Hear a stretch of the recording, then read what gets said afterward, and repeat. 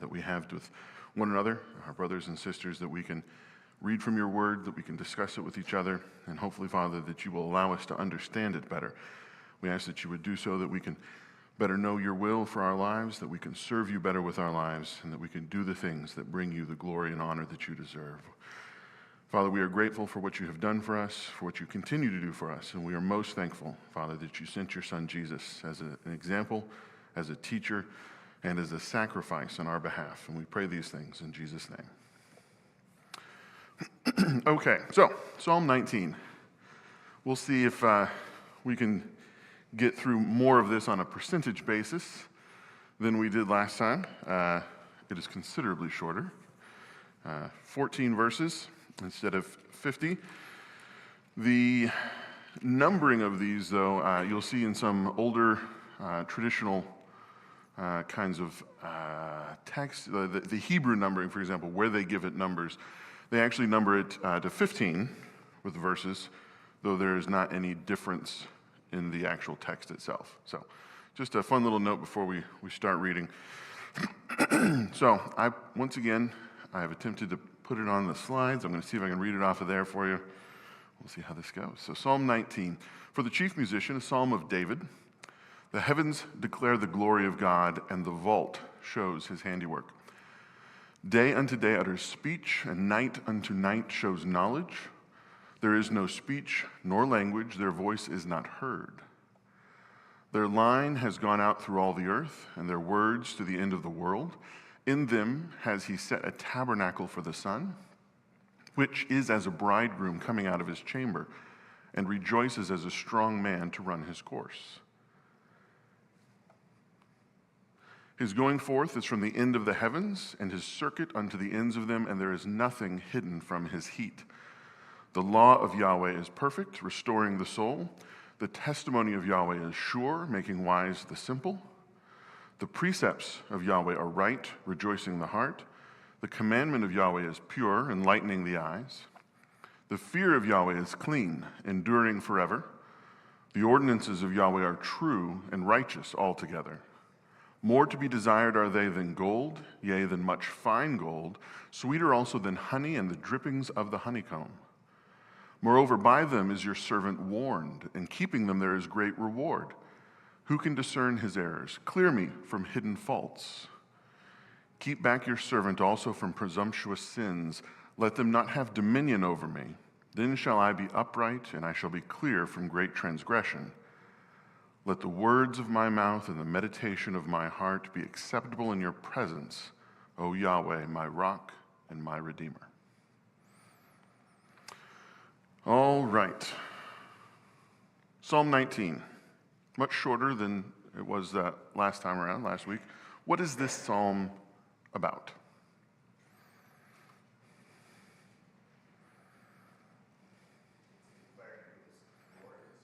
Okay, declaring who God is, sure. Not a trick question.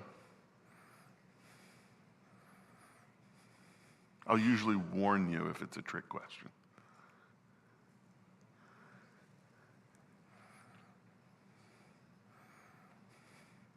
Yeah, it's about God. It's about who God is and what is important or necessary for us, or what is incumbent upon us when it comes to God.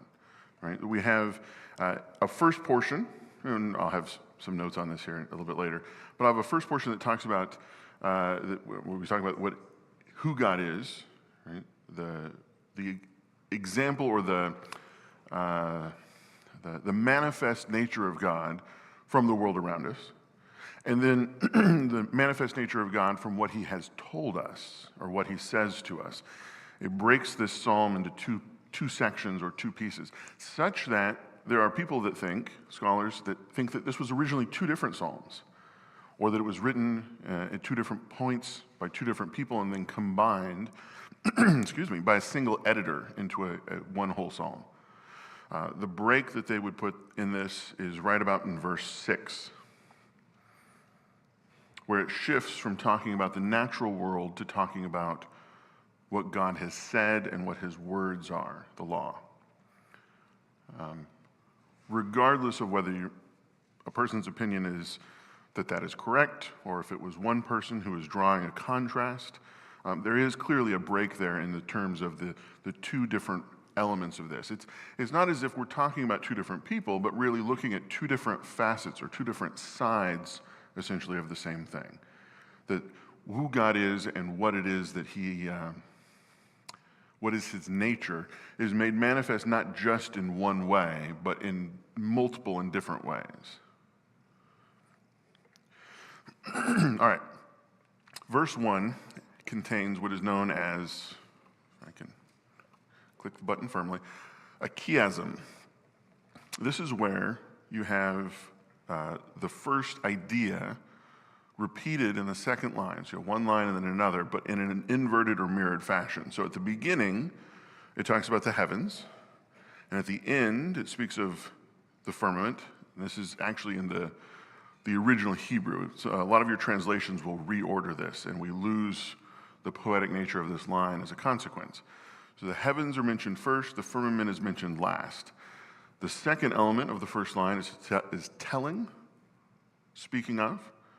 And then the middle element in the second line, declaring as well. And then the two that link it together, it speaks of the glory of God and then the work of his hands. If those are supposed to be mirrors of one another, how do we have the glory of God and the work of his hands operating as the same idea? Are those the same thing? How do we understand putting those two ideas together? Because the lines, again, are intended to run essentially in a series of A, B, C, C, B, A as a poetic form. So the glory of God and the work of his hands is that hinge. How are they alike? We get some sense of the glory of God by looking at the work of his hands. We can understand, or have some sense of it, right? We don't fully comprehend by seeing what it is that he has done. How else?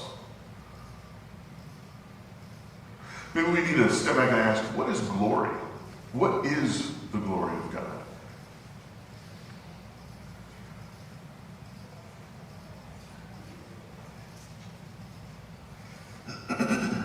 It's way beyond what we see. The glory of God is the expanse of all time forever because he is without beginning, without end.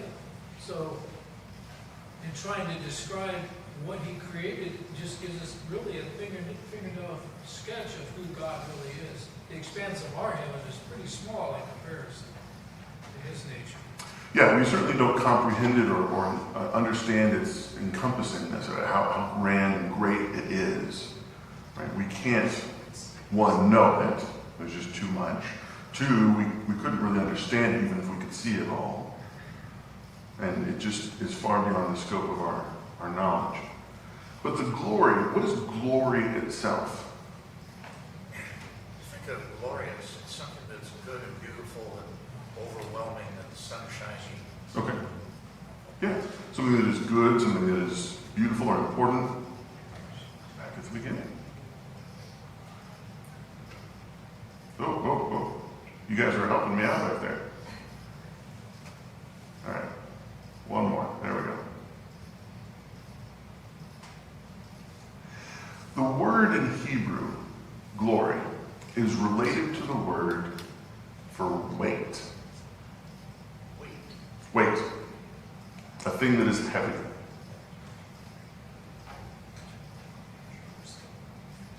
Yeah, I had a moment there where I was like, oh, there's two words in English. I need to spell that out or define it better. Yeah, a thing that is heavy, not time. And this is something that we have an idea for in our own language too, right? A person of importance is someone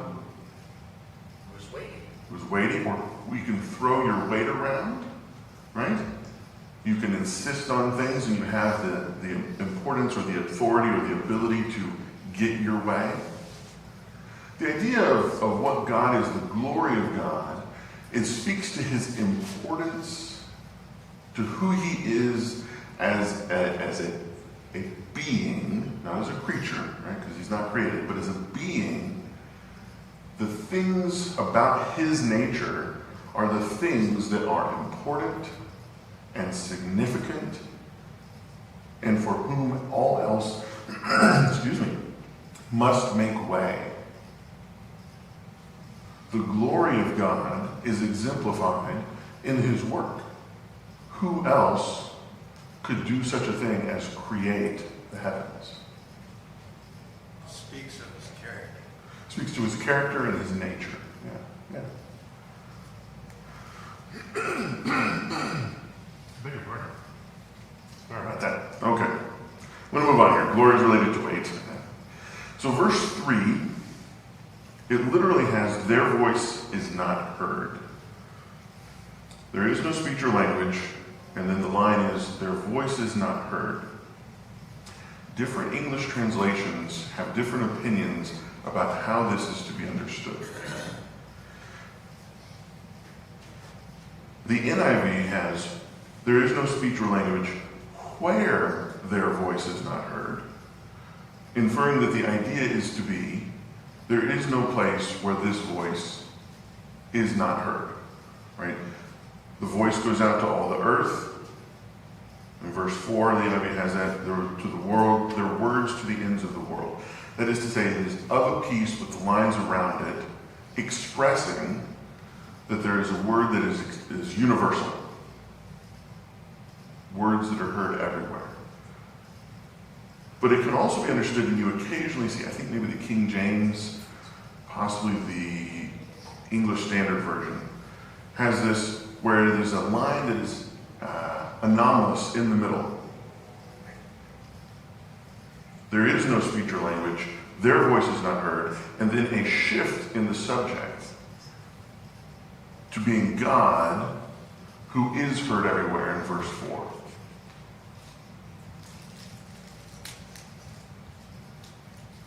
I don't know that it, again, changes the full sense of this psalm, certainly not the entirety of it, but it's a question of whether or not there is another element in here comparing we who cannot be heard, right?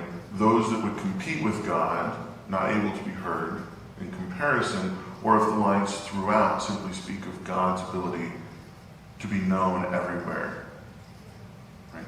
That the universe, the sky, the heavens, make known his presence and his nature regardless of where you are. There is no escaping, no getting away from God.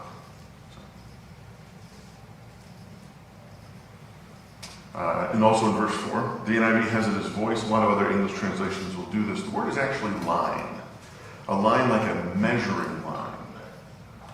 Not necessarily a plumb line, which we'll see in other places in the Old Testament, referring to God and his works.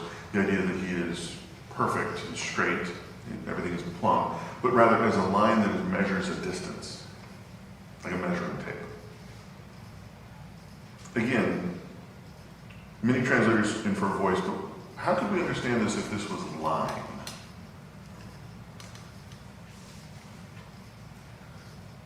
It's a little more difficult, right? Their line has gone throughout all the earth, and their words to the end of the world. It's pairing line with words as if they were related ideas.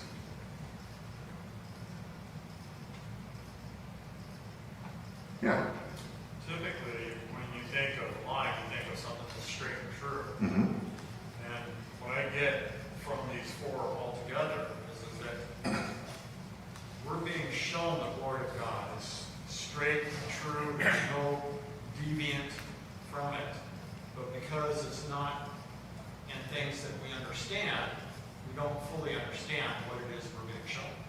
Yeah, there's almost a contradiction, not contradiction is not the right word, paradox between this. We can see all of these things. We are shown the universe in all its glory, but we still are not able to fully comprehend it, right? And we have this line, this through line. In Isaiah, in fact, they use the same metaphor, right? That the measuring line is used for the lines that God establishes or the words that he speaks, right? That you can measure and they are true in the sense of not just factually accurate, but when you think of people speak of an arrow, right? It flies straight and true. It goes directly to the target, and that sense of truing something, right? You true up the measurement so that it is precise, it is as it should be. Comes through in this metaphor here. Yeah. Verse 4 says, their line. Mhm. Who is there? The pronouns that get used sometimes throughout this, right? That you have there in verse 3, you have it in verse 4 twice, their voice or their line, and then their words. My assumption, my guess here is that this is continuing to refer to the heavens or to the what's referred to in some of the older versions, the firmament, as a plural. That the works of God speak for him, that you can hear figuratively what he has to say about himself through the things that he has done. And so their voice, the voice of God's actions, his creation, speaks to us wherever we find ourselves. It goes throughout the world, and we cannot be in a place where it does not speak to us. All right, verse 4. Well into this. All right, we're not going to get to 14. I apologize now. I'll just get that in early. In the Greek, it has, in the sun he has set his tabernacle, or tent, rather than, as in the Hebrew, he has created a tent for the sun. So the Greek has that a little bit flipped around. There's a discussion about why it talks about the sun here. You will perhaps, if you were to delve into this, find some scholar that will argue that this was cribbed. This was taken from a Canaanite or a Babylonian hymn, extolling the virtues of the sun god. A god who is their god of justice and righteousness, as it will speak about here coming up, and then as well, speaking of him as the bridegroom, which is a common thing. But there's another twist that you can put on this, of course. Paul, right, in the New Testament, at several points, people suspect from other sources that he actually quotes from the popular literature of the day, plays in particular. That he refers to something that people would know and quotes that as a way of making his point. It is easily impossible, and this is my personal opinion, though uninformed though I may be, I'm not a scholar of Hebrew by any measure, that this is a deliberate reference by the Hebrew author to something that the people he is writing to, or the people that would hear this psalm, would know about. That the sun is spoken of as being created by God. And therefore, the implication is that to worship the sun is foolishness. It is but a creation itself. It is not a god. It is not these things. And though it may be like a bridegroom, verse 5, that's fine. It's beautiful. It's needful. It gives life. But it still is subject to the Lord. It is a creation of his, and he is immeasurably greater than it. By making a reference to the culture around them and making this comparison, the author then makes his point about the foolishness of worshiping creation and the need to go back to the root of things, who the creator of all. Verse 9, I'll jump ahead here. There's a shift in verse 9. Verse 7, I'll start there with the beginnings of these. It speaks of the law of the Lord and then the statutes of the Lord. Verse 8, the precepts of the Lord and the commands of the Lord. In verse 9, we have a shift. Fear of the Lord, fear of Yahweh, and then back to the ordinances of the Lord. It speaks of his laws and his commands 5 times within these 6 verses, but there is one exception in 9, where instead of speaking of the law, it says the fear of God, the fear of Yahweh. Why that shift in the middle of these sections?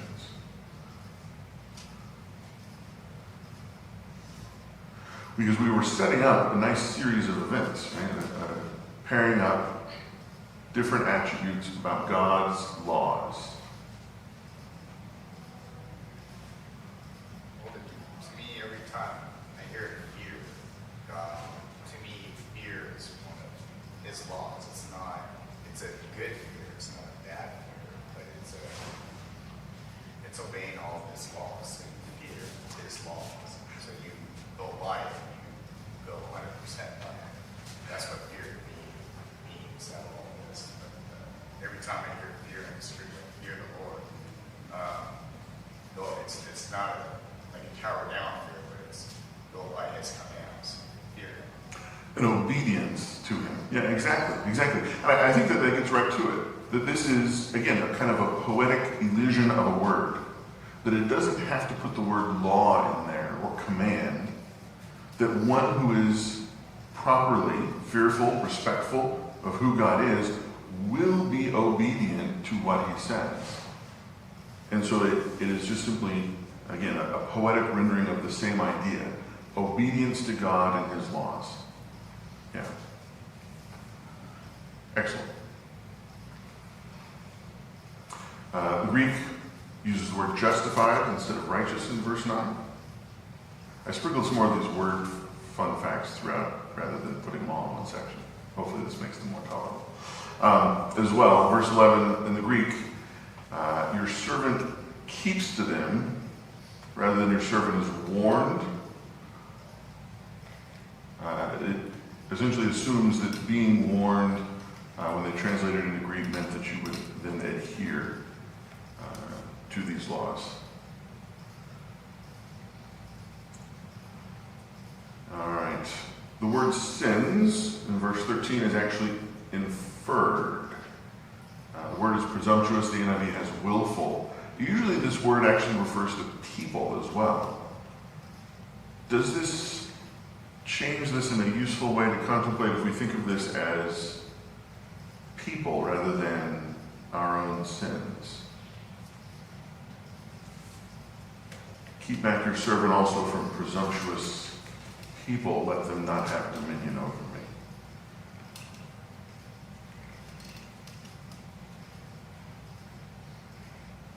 How does that alter?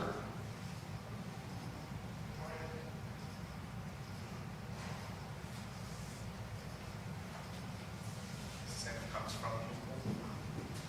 Sin comes from people. I suppose so. Yeah. That the sins that we commit are our own choices. Yeah.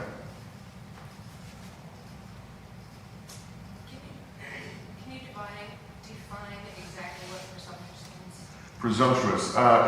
It has a flavor of the word arrogance to it. It is to assume that to which you are not entitled. Right? That I am presuming or assuming that I should have or do have or will have something that I'm not necessarily entitled to have. Yes? Mine says, oh, sorry. No, please. Mine says sins of pride. Sins of pride. Yeah. It sounds like a false god. False god. Yeah. I think that whether we understand it as being conceptually, right, a false god, an idol, something that may not have any real substance or person, or whether it is, people or the pridefulness. Yes, sir. I think also one of the traps that we can fall into is thinking that we deserve what we got. We're better than we are. I've known several people say that I won't give in to that because I'm too aware of what God wants. And without exception, they have given into it. Because they think of themselves so highly that, well, I don't have to worry about that. And as soon as you start thinking you don't have to worry about that, that's when you need to worry. Sure. Yeah. We need to be cautious. The moment we think that we are securely standing, it's the moment that we need to worry about falling. Yeah, I think that if we understood this as, the sins as well, I think it works both ways. If we assume that the inference was to say sins of presumption, sins of pride, sins where we are puffing ourselves up. That this is a good way of thinking about this, but as well, after talking about, for the last few verses, the law of God and the need for us to pay attention to, obey, and follow God's laws, that if we were to fall under the sway of someone who is presuming more than they should have, that we are under the influence of someone who is assuming the authority to tell us what to do in ways that are going to be contradictory to God's laws. That it is easy enough to have someone gain influence over others and then presume to be the one to instruct them. That even as, I nominally here am the teacher of this class leading things, it's not my own ideas that are important, right? The things that I think or the things that I say are really only of importance or worth or value if I'm getting them out of here, right? If I'm conveying accurately what God would have conveyed, what God would want said, right? To presume that I can come up with my own ideas and impose them on others or have other people follow them is a terrible sin to fall into, right? And one that anybody in any position of authority has to beware of, certainly. Yeah? I didn't think of this when you mentioned it, but that's one of the other things you run into is when you're talking to someone about the Bible. Well, my pastor says this. Mm-hmm. Not, this is what I found in the Bible. This is what my pastor says. What about you? Yeah, it is a risky thing to put yourself entirely into the hands of someone else's opinions, whatever the topic, whether it is moral or anything else. It can be very dangerous. Yeah. Yes, sir. It says, keep back your servant. That means be apart from, be holy. Do not surround yourself with bad things. Be kept apart. That's what holy means. Yes, to be set apart, to hold things back or in reserve. Yeah. There's a number of these that are referenced in different aspects of this in verses 7 through 11. We have in the first part of it, the law of God is perfect, right? It is without adulteration. It has no blemish. It has no stain. There is nothing else that impedes upon it. But then you have a few more as well. In verse 9, the fear of God is pure or clean, depending on your translation. Again, something that is clean or pure is something that does not have anything else touch it, interact with it, be part of it. So that you have these, this kind of a repeated idea of that. So as I promised, maybe I should have put this at the beginning, I don't know. Verses 1 through 6 speak of a natural revelation. As we look through this and read this, we see the heavens, the skies, the firmament, that we have, speaking of the voice going out into all the world and being everywhere to all the ends of the world. In the heavens, he has a tent for the sun. Speaking of the sun and the heavens and the awesomeness of the natural world, revealing the nature of God to us. That God, as the author and creator of these things, is revealed to us to be God. No one else is capable of such creation, of such management, right? To continue to have the universe operate. This is one of those ideas that, with the influence of deist thought in the last few hundred years, has kind of gotten away from. But the idea that the universe does not simply operate as a watch. Right? That the ideas of the deists were that God does not interfere within the world. The deists would say that God had created the world and then, in the manner of like a watch, wound it up and let it run on its own.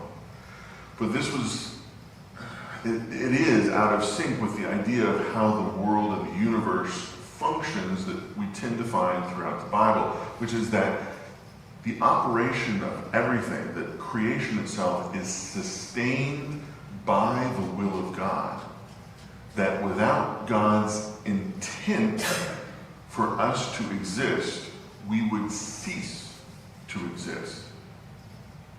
Right? And that this idea goes back to and is contained in the very first verses of the Bible, in Revelation, it's the other, in Genesis, where God wills the universe into existence. Let there be light. And that without his intention, there would not continue to be the universe. That we are merely, in some sense, extensions of that will, that we exist because he desires for us to do so and continues to desire for us to exist. Which is, for me at least, an enormously humbling thought. I do not have an independent existence in any sense of that word, really. I have my will because God gives it to me. I have my life because God is giving it to me. I have the world in which I inhabit because at every moment God continues to provide it for me. That I am in all ways and at all times utterly dependent on the grace of God. Whether it is the specific grace that we receive through the blood of his Son, or the common grace that we get through the world that we inhabit, it is always and only by God's grace that we have these things. And the natural world reveals this to us in some sense, as we read through these verses, what the psalmist argues, that you can look at the world around and realize that without God we would have nothing, none of this. It is all due to him. And then he moves on from this, verses 7 through 11, and speaks of very specific revelation. Right? This is not the thing that we see in the world around us, right, by which we infer things about God, but rather the things that he himself tells us. It speaks of his law and his statutes, his commands. Right? These are the things that God tells to us about himself and about his will for us, to which we should attend. And when we do so, we know him better, and we know better how to order our own lives. Because what is the purpose of our lives? Praise him. Yeah, to praise God, to give him glory, to be elements in his creation that add to the glory that is there by our praise and honor of him. It says when we go to heaven, we're also going to praise him also. Yeah, it will not cease. This is why we exist. Which gets us into the last few verses, our response to these revelations. We ask to be kept from the sins that we could be committing. And then verse 14, this is one of my favorite verses in the entire Bible. May the words of my mouth and the meditation of my heart be pleasing in your sight, O Yahweh, my rock and my redeemer. This is the prayer that ought to be the daily desire that we have. That the thoughts, the actions, everything that we do would be in accordance with the will of God and what he desires. Right? Whether I'm doing it now, standing here, later, when I go out into the world, lunch, at work, at home,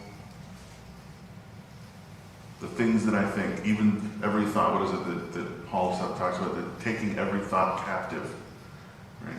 The desire, the goal is to orient every element of our lives to doing that which glorifies and magnifies God. All right, I've reached the end of my notes. There's still a whole lot more in here. I mean, we could talk about this wonderful metaphor with gold and with honey. That was particularly resonant because of the same color of both these objects, the edible and the inedible. Anyway, anything that I have glossed over? Yes, ma'am. When I read that last, "O Lord, my God and my Redeemer," looking at it from my background things, I can automatically think of Jesus and have to stop and think, they didn't know about Jesus. I mean, they knew of a coming Messiah, but Not with the they didn't specificity. have the truth of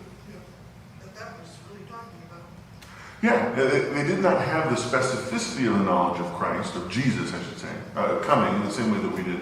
But they knew that God was going to be their rock and he would provide a redeemer and that the Messiah would come and be those very things. Yeah, exactly. It works as a prophetic element of the Psalms, looking forward to Christ. This is who he is. Other things? Were you? Oh, okay. Anyone else? Yes, ma'am. Just thought on that daily is real as it appears. Mm-hmm. I think I want to argue with you a little bit on Please. that. In that, I mean, of course, we understand that he is in ultimate control, Mhm. yes. Mhm. But he himself put limits on himself for our benefit. In that he says, these things will happen, these things will happen, these things will happen. He's not just going to come in and go, you know what, you guys pissed me off so badly, forget all that, this is this now. In other words, he set it all out for us, so we know what, in a sense, to expect over the long term, right? And so he's not going to jump ship on that. Sure. No, and that's a good point. It is important to remember that there's a difference when speaking of God of the things that he will not do and the things that he cannot do. There are things that, in a sense, God cannot do. They would be contradictory to his nature. He cannot do an evil act. He cannot tell a lie. Right? That this is so contrary to who he is that those are things that become logical impossibilities. Right? You can't do it. It's like a square circle. Right? The definition of one excludes the other.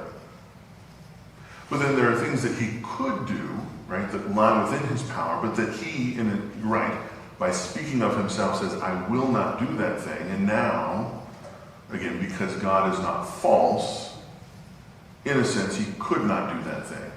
Not because he lacks the power, right, that God, in some sense, right, that he cannot,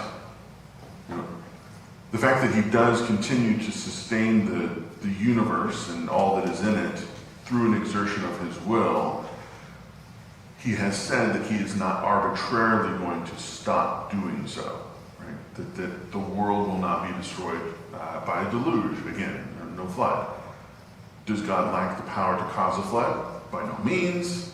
But he himself has said that that is something he will not be doing. So, yeah, that is an important, kind of distinction to make. All right, I've rubbed beyond my time, so unless it's really, really pressing, if you could hold it over to next week, that would be great. And we will talk about Psalm 20. But thank you, everyone, very much. I appreciate it.